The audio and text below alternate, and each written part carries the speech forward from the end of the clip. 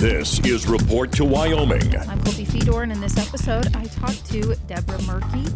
It's her vision and mission to turn the Washington Square Elementary School in Green River, Wyoming, into the McKenzie Home. It'll be a home and a program for single mothers with access to resources, skills, and support needed to enable them to become successful parents and contributing members of their community. On your website, it says you came to the Rockies for adventure. Well, I don't know so much of adventure. I was born and raised, and like I said, I just kind of considered myself a beach bum kid. I was on the beaches, loved the beaches and the ocean, thought I'd never leave it. But I was always intrigued with things like quilting and canning, and I love the mountains and the snow. Oh, awesome. So Wyoming's a great place for you.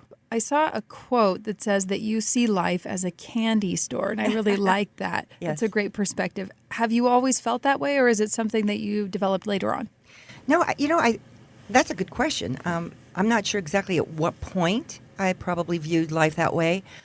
But even as a child, I was just always adventurous, kind of a loner kid. I would climb up the hills in California and pretend like I was, excavating, or I was a miner, or we had a bunch of German Shepherd dogs, and I would go to war with them, and we'd wrestle in the front yard, and I thought there's just all of these different things that I was interested in and loved to do. I was just intrigued.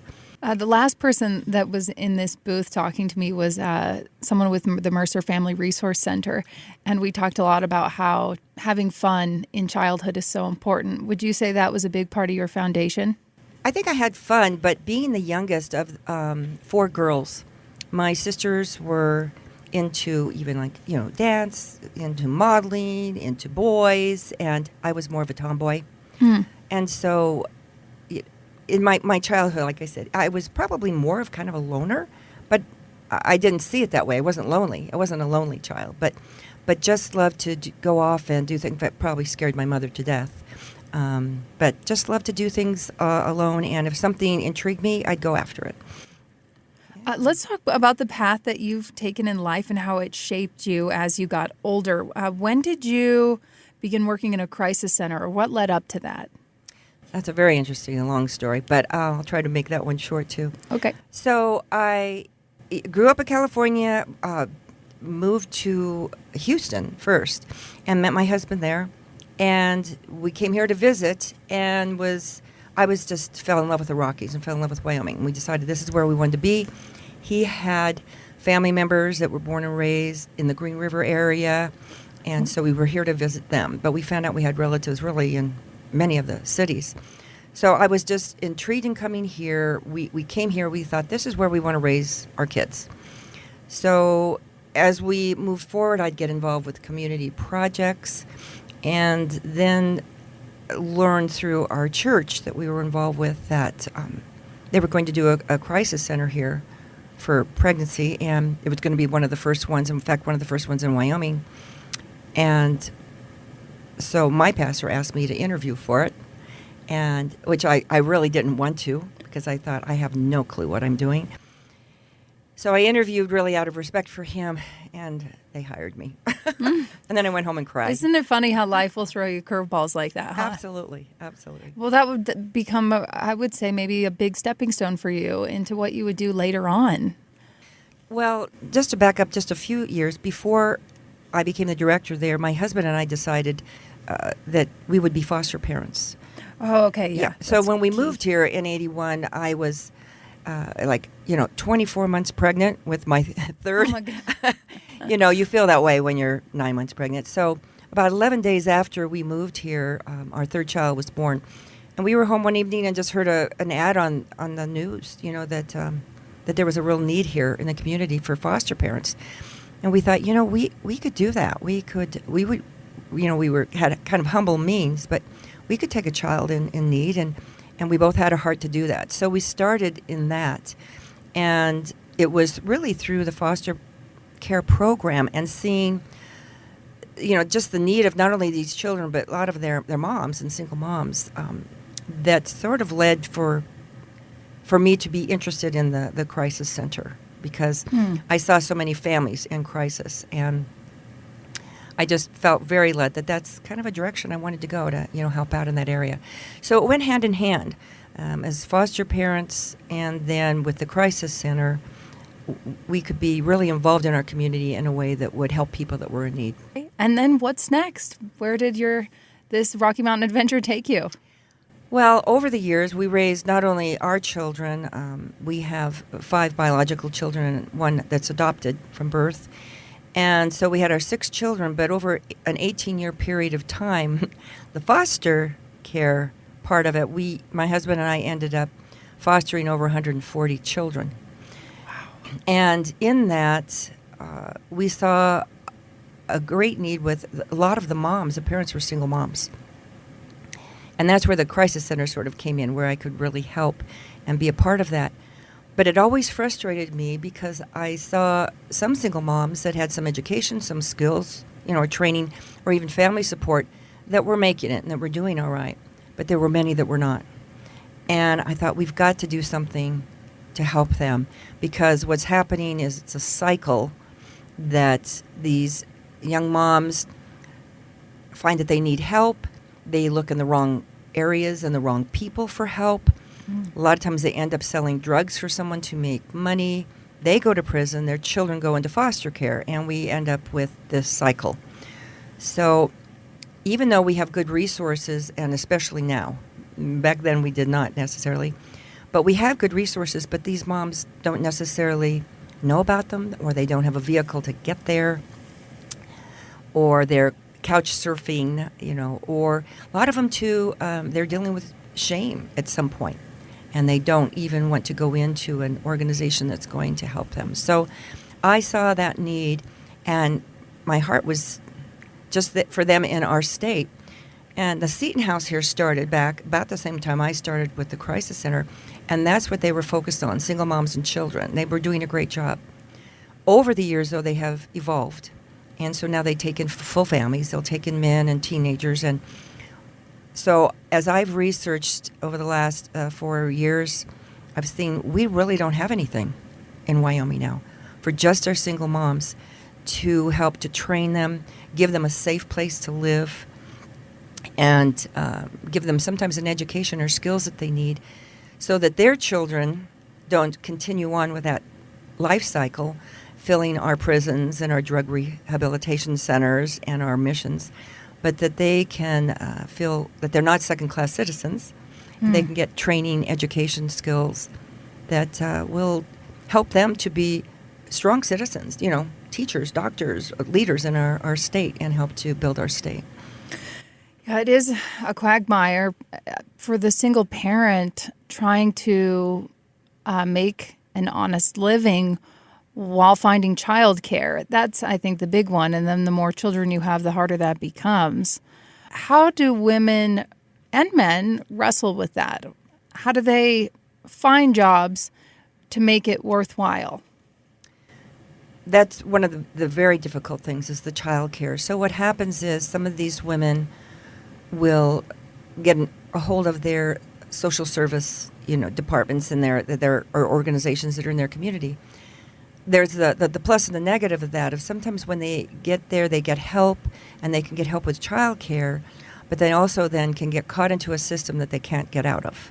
They can't seem to, if they exceed maybe an income, then they get cut off some of those services. So It keeps them, in a sense, trapped. So where it's a benefit, it also can keep them caught up in the system where they can't move ahead, and they're there because they need the child care, they need the state aid.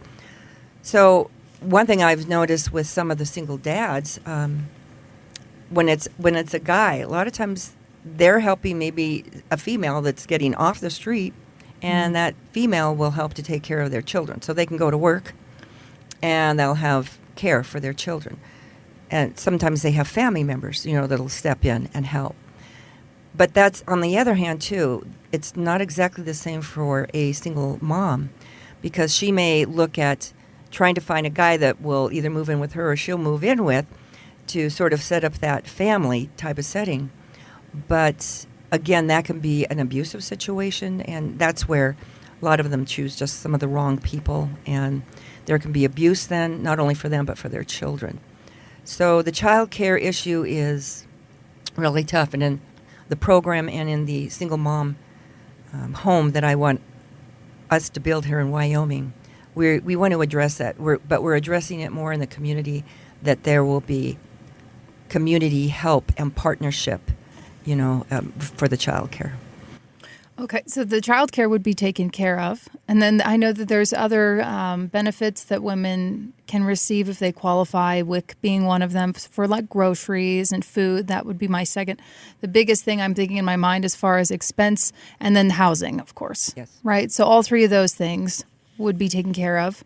What other things might people not always consider? What else is difficult as a single parent trying to manage and work?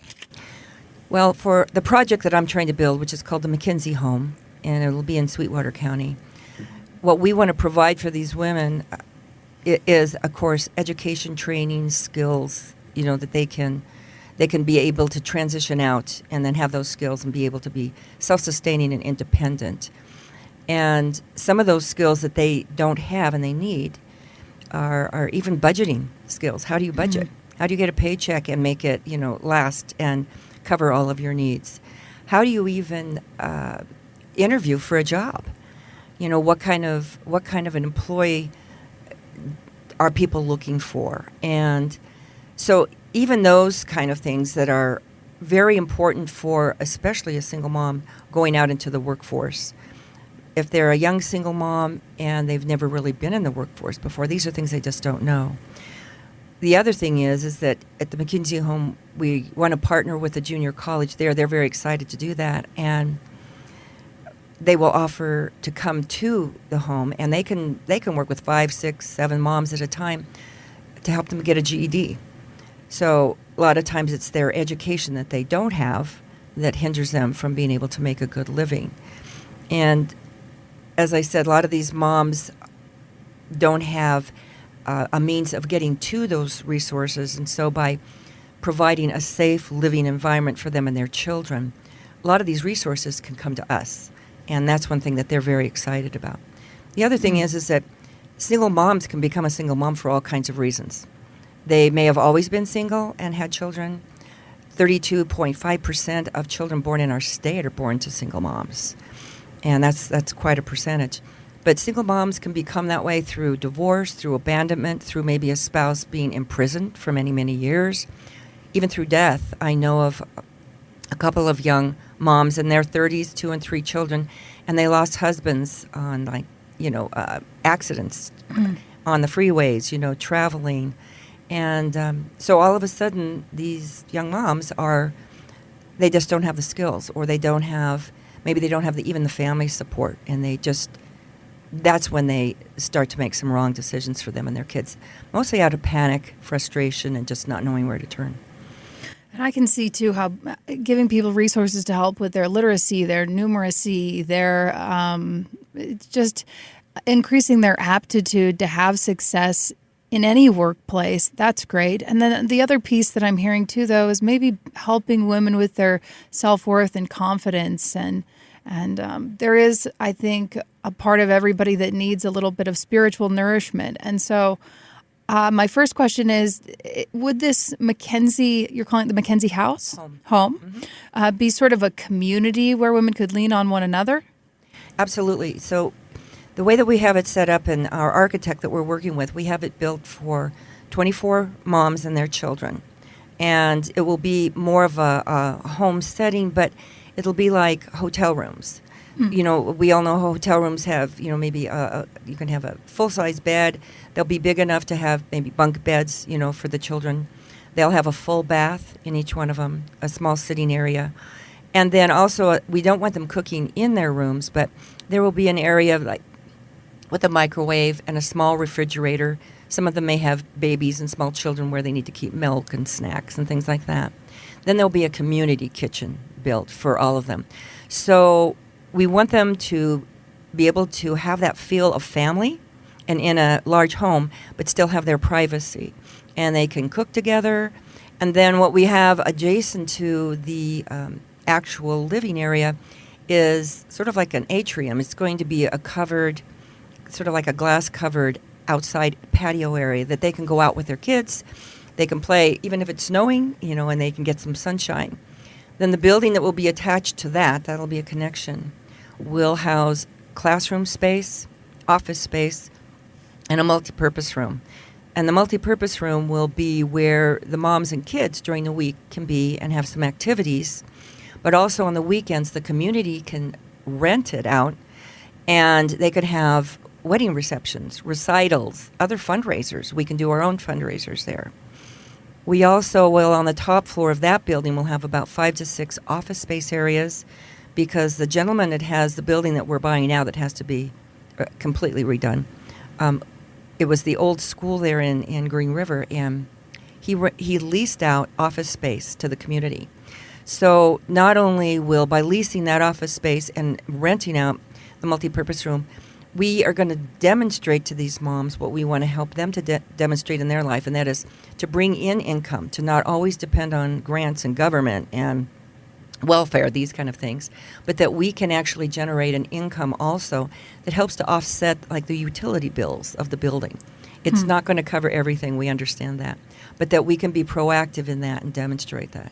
It also invites the community in so that they will participate with things with these single moms and kids. And that's what we want. We don't want to build some building outside of town where they feel that they're in a prison, or, again, isolated. The building that we're building is right in the middle of the older part of the community, and the community there is a very loving and supportive community. So we want them to feel part of the community, and we want the community involved with them. I think a key word I heard was home. How do you make something a home versus just a house? Well, I've been in real estate for many years, and I sell houses. And that's why I didn't want it to be called a house. I wanted it to be a home. And a home to me says family. A home to me says, that we work together, we live together, we love each other, we put up with each other, we clean up after each other, and we support one another. And so that's why it's so important to me that it's really a home, and has more of that homey feel, a family feel, instead of just a house, which could be just sort of a sterile building almost, if you don't have that kind of fellowship with one another. Yeah. I do think that's important for everybody. The world is tough and life is hard sometimes, and it's wonderful to be able to come back to a place to decompress and be with people who love you and support you. And maybe for some of these women, it's the first time that they'll have that, and I can imagine what a tremendous step up that will be for some of them. Yes, absolutely. Do we have a timeline? Any predictions on when it'll be ready, or are there some hurdles still? Oh, there's always hurdles. Of course. Yes. Well, when I first saw this building, and it was damaged so poorly and whatever, but I just really felt that really God told me that this is going to be this transitional home for single moms. So I started bringing on not only a contractor, but our architect, our CPA, and attorney, and developed a faith-based 501c3, and we have 18 people on our board in 3 different counties. So this is what I've been working on the last 3 years, working with the city of Green River and the planning department and the mayor, because there's a lot of things to get approved and okayed and all that. This building is so damaged, it's going to have to come down. It was the original elementary school built in the 1920s. Oh, wow. And I bet it's beautiful. It is absolutely beautiful, but it was damaged by fire. Mm-hmm. So we're going to have to bring that down, but we want to recreate it. So though it won't be exactly, but the face of it will look very much like it. Because as I've gone and done presentations in the community there, I've said, I know that this school was an icon. My husband's parents went to that school as children. Oh, wow. I said, I know this was an icon in the community, and now it's become an eyesore. We want to recreate it to be an icon again. But not only for Green River or Sweetwater County, but for our whole state. I said, different people have tried some small things to help in this way, where they've maybe taken an old building, slapped some paint on it, put some new carpet, trying to get, people just off the street and being able to have housing. But those things don't last long, and they're not that productive. We want something our state will be proud of, that our whole state will want to be able to send single moms to, that need help from every single community. And we want to create not only the beautiful building and the area and the program for these moms that will help them, but we want to create it to be kind of a template for even other states to take a look at us and go, wow, look what they're doing. And look how productive, even their whole business plan, the whole concept, not only to help the moms, but to really involve the community and, to help these children to be able to move forward, not having to always face abuse, neglect, or again, a poverty cycle. Right. And I can appreciate the symbolism, too, of taking a building that's a little beat up and then trying to rehab it and make it what it once was, or even better than it was. And so I think that's a great almost allegory for the women that could inhabit it. Yes. What other things do you want to talk about concerning the McKenzie home? Mm-hmm. Thank you for calling that, too. Well, you had asked the question, too, what's our timeline? We've been working on this now for 3 years, and that's just getting all of the, if you want to say foundation, even though it's not the building foundation, but the foundation really of the whole concept and the whole program, solid. And so now what we're looking at, and we've done two banquets, and we have another one coming up, April 26th in Rock Springs. And these are fundraisers, but these fundraisers have given us the seed money, to do everything that we've had to do thus far. The project is an $18 million building. And so we are now talking with WCDA and with some other foundations and programs and people in our state. There's a lot of money in Wyoming, and there's people with a lot of heart. And we are now just seeking the large donors that really want to see this come about. I've talked to some large donors who are very, very interested in helping us. And my thoughts are, if you drive by a town with your family that are visiting from out of state, and you can point to a building, and it sort of was an old beat-up hotel that you put some paint on a roof, say, well, see, I'm a part of that project, and it's helping get people off the street. People, I'm sure family members would say, well, that's really nice of you. But when you can drive by and see this beautiful building and say, this houses 24 moms and their children with all these programs and resources for them, and it involves the community and has now become an icon, I think for me personally, I would be really proud of that, and I would want to identify with that kind of project and a building, versus just some of these things that are sort of slapped together. So we're trying to right now, and that's our big goal this year and next year, is to reach out, and we've already sent out a bunch of grants and to foundations. We have done presentations. I've done presentations all over the state. And that's what we're looking for now, are the large donors that really want to make a difference in our state and really want to make a difference and have a legacy of somebody who helped not only these single moms, but they're helping the next generation of children that are going to be either in office, in government, or in our penitentiaries in the next, in the future.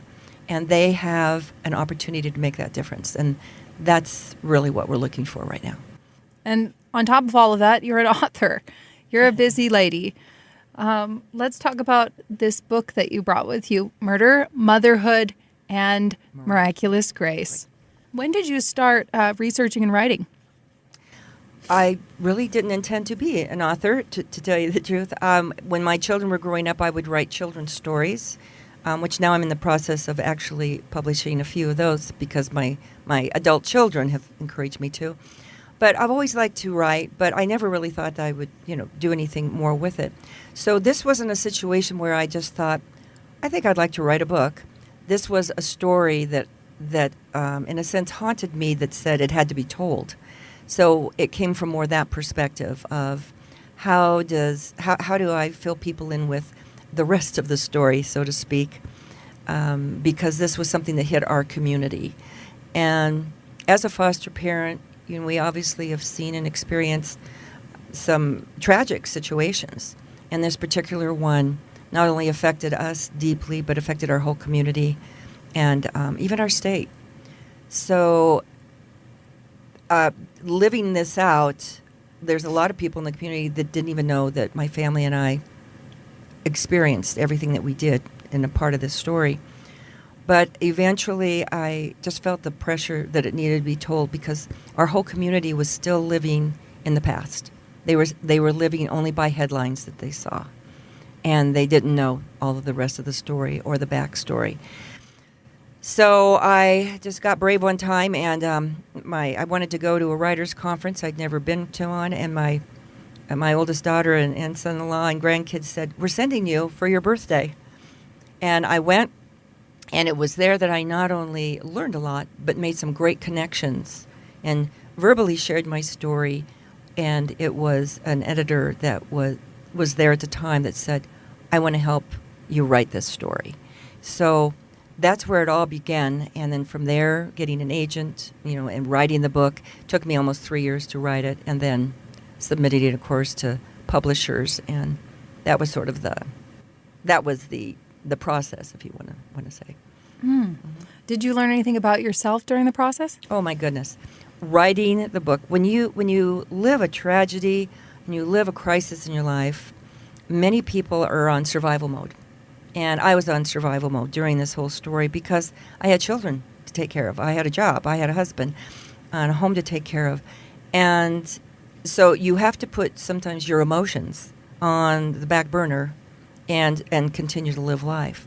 So I did that, and even though there were many tears shed and struggles living it, sometimes I think that really writing it, there were more. Because, first of all, when you write, the rule of thumb is show, don't tell. So you have to relive it in your own mind.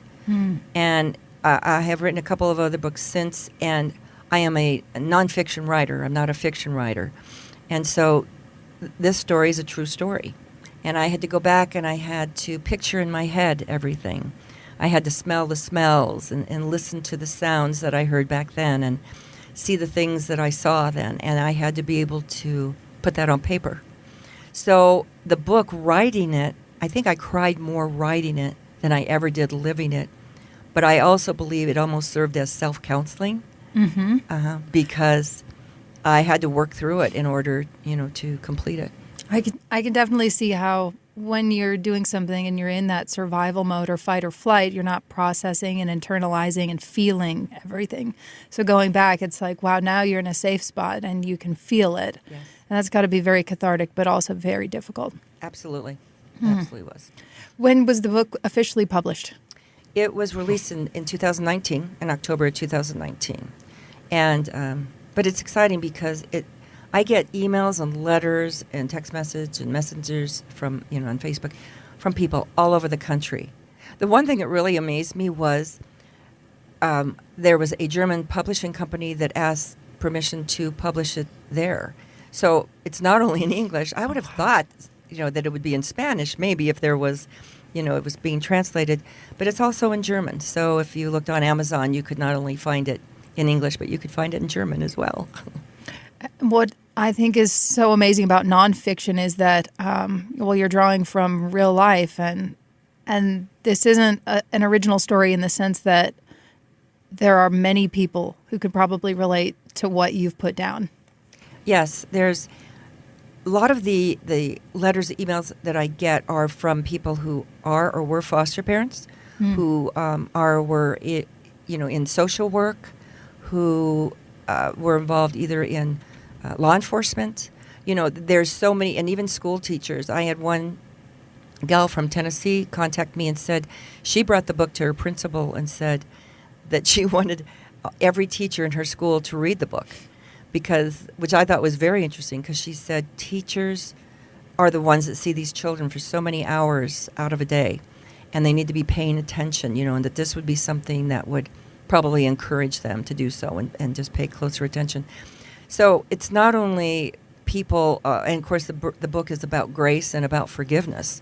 So I get many letters and emails and comments from people dealing with that how can anyone forgive it with, a situation like this.